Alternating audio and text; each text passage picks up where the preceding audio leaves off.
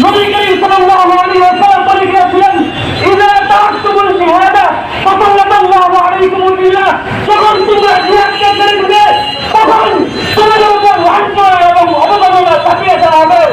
আর তার বক্তব্যগুলো আমরা ফিলিস্তিন থেকে তাকান দেখতে পাই, আমরা 200 কোটি মুসলমান আছি, অথচ আমরা জিহাদকে ছেড়ে দিয়েছি।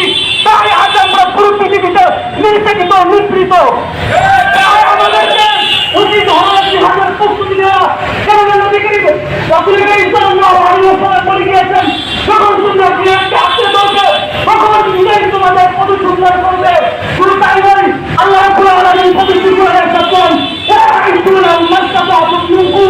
তোমরা জিহাদের প্রস্তুতি গ্রহণ করো এবং আল্লাহ রাব্বুল আলামিনের রাস্তায় ঝাঁপিয়ে পড়ো। তাই তো আল্লাহ রাব্বুল আলামিন পবিত্র কোরআনে বলেন, ইনজিরু কিতাবা ওয়াসিকালা ওয়াজাহিদু বিআমওয়ালিকুম ওয়া আনফুসিকুম ফি সাবিলিল্লাহ।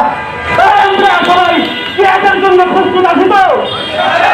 জিহাদের জন্য প্রস্তুতি গ্রহণ করি। আগামী বিশ্ব মুসলমানের বিশ্ব, আগামীতে ইনশাআল্লাহ মুসলমানদের দিনে আসবে নাসরুন মিনাল্লাহি ওয়া ফাতহুন করিম।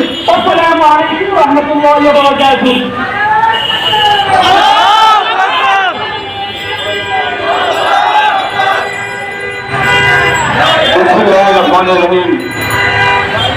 সম্মানিত তরুণী জনতা,